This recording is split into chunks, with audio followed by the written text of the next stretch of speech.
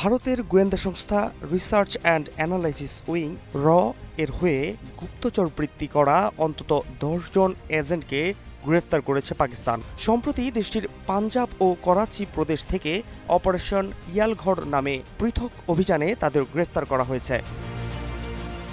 পাকিস্তানের সংবাদ মাধ্যম জিও টিভি নিউজের এক প্রতিবেদনে আজ এ তথ্য উঠে এসেছে। প্রতিবেদনে বলা হয়, ভারতের গোয়েন্দা সংস্থা এর এজেন্টদের ধরতে অপারেশন ইয়ালঘর নামে একটি অভিযান পরিচালনা করেছে পাকিস্তান পুলিশের Punjab counter terrorism department CTD. এই অভিযানে সন্দেহভাজন ৬ জন পাকিস্তানি নাগরিককে গ্রেফতারের পর নিশ্চিত হওয়া গেছে যে তারা এর হয়ে পাকিস্তানে গুপ্তচর বৃত্তি করছিলেন। পুলিশের প্রাথমিক তদন্ত অনুসারে বাহওয়ালপুরের মসজিদ এবং রেল স্টেশনে ভয়ঙ্কর হামলা চালানোর প্রস্তুতি নিচ্ছিল ভারতীয় এর এসব এজেন্ট। সিটিডির কর্মকর্তারা বলছেন, গ্রেফতারকৃতদের কাছ থেকে বিস্ফোরক detonator, improvised explosive device ID, safety fuse এবং গোপনীয় মানচিত্র উদ্ধার করা হয়েছে। হামলার পরিকল্পনা ও নির্দেশের কথা স্পষ্টত স্বীকারও করেছে গ্রেফতারকৃত এর সদস্যরা।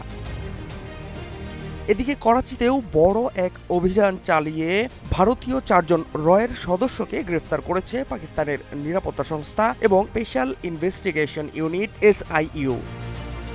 বিষয়টি নিশ্চিত করে করাচির এক পুলিশ কর্মকর্তা বলেন, গ্রেফতারকৃত সন্দেহভাজনরা ভারতীয় গোয়েন্দা নেটওয়ার্কের জন্য কাজ করতেন এবং ভারতীয় সেনাবাহিনীর এক কর্নেলের সাথে সরাসরি যোগাযোগ রাখতেন বলে জানা গেছে। গ্রেফতারকৃতদের কাছ থেকে বিস্ফোরক অস্ত্র ও একটি গাড়ি উদ্ধার করেছে অভিযানিক দল।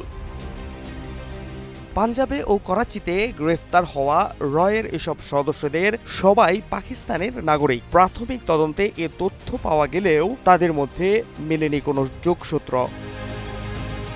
Fahad Shahriar, news desk, global television.